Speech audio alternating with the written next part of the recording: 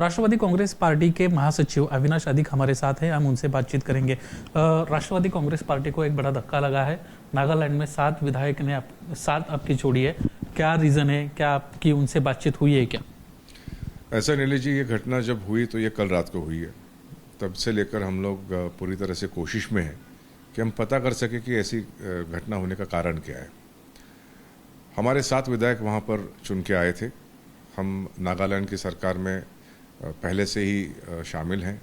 एक deputy speaker का पद हमें दिया गया था मुख्यमंत्री रियो जी के द्वारा, और हम सरकार के समर्थन में वहाँ पर काम कर रहे थे, साथ में काम कर रहे थे। तो ऐसी स्थिति में ऐसा क्या हुआ कि 7 विधायक अचानक ऐसा फैसला कर बैठे हैं, इसके ऊपर हम भी चिंतन कर रहे हैं। हमारी एक टीम अभी नागालैंड जा रही है, आज वहाँ पहुँच जाएगी। वो हमारी संगठन के लोगों से भी बात करेगी, हमारे प्रदेश अध्यक्ष से भी बात करेंगी, इन 7 विधायकों से भी बात करेंगी, हो सके तो मुख्यमंत्री जी से भी बात करेंगे, और फिर हमें कुछ इसके बारे में पुष्टा जानकारी मिलेगी कि हुआ क्या है। सर, लेकिन वहाँ पे ये स्थिति है कि खाली जो आपके विधायक है उन्होंने साथ ही नहीं छोड़ा है, पूरा पार्टी मर्ज किया है। ऐसी फिर से ये चीज़ नहीं हो, इसलिए आपकी क्या आगे की भूमिका रहेगी? क्या महायुति के मीटिंग में आप ये मुद्दा अधोरेखित करेंगे वहाँ पे? नहीं, ऐसी बात है कि 7 विधायक उनके साथ चले गए हैं, इसका मतलब पार्टी मर्ज हो गई, ऐसा नहीं होता। 7 विधायक पार्टी नहीं होती। पार्टी में हमारे अन्य कार्यकर्ता हैं, अन्य नेता हैं, इनमें से कोई नहीं गया है। 7 विधायक गए हैं, ये खबर तो मैंने भी आपके माध्यम से पढ़ी है, देखी है। पार्टी का जाना इसमें आप इसे मत जोड़िए।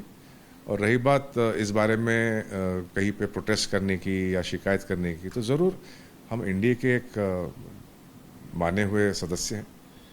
एनडीए की जब बैठक होगी तो हमारी ओर से हमारे कार्यकारी अध्यक्ष जो हैं प्रफुल्ल पटेल साहब, ज़रूर इस मुद्दे को वहाँ पर उठाएंगे। साथ ही साथ हमारे पास और क्या विकल्प है? ये जो घटना हुई है, हमारे विधायकों ने ये जो किया है, ये पार्टी लाइन से तो इसका कोई संबंध नहीं है, पार्टी लाइन के विपरीत किया है। तो हमारे पास लीगली क्या क्या प्रावधान है, कानूनन क्या क्या प्रावधान है, इसकी भी हम जांच करेंगे। हम जितनी सख्त इसमें कार्रवाई कर सकेंगे वो हम ज़रूर करेंगे।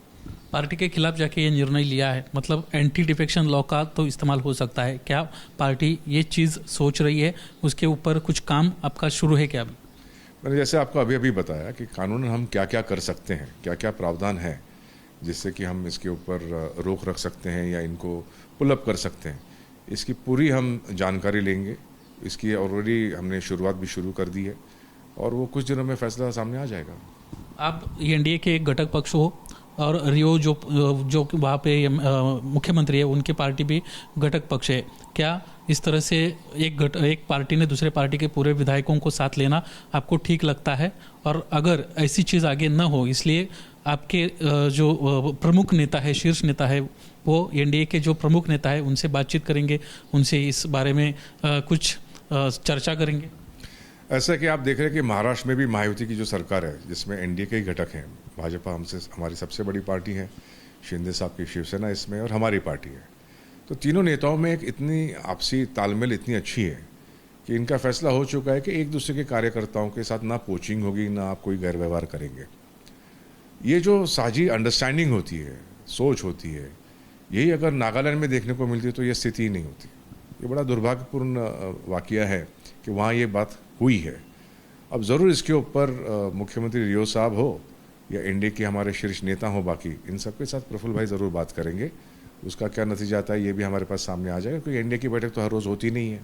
जब भी अगली बैठक होगी उसमें एनसीपी की ओर से ये बात को ज़रूर उठाया जाएगा और कोई कोड ऑफ कॉन्डक्ट जैसे हमने महाराष्ट्र में अमल में लाया है, क्योंकि हमारे सारे तीनों नेता जो यहाँ पर हैं इनकी साझी अंडरस्टैंडिंग भी और इनमें बहुत मैच्योरिटी भी है। यही हम उम्मीद करते हैं कि इंडिया के सारे राज्यों में भी ये देखने को मिलेगी। धन्यवाद सर, हमसे बातचीत करने के लिए। कैमरामैन मनोज जायसवाल के साथ नीलेश पुधावली, एबीपी न्यूज़, मुंबई।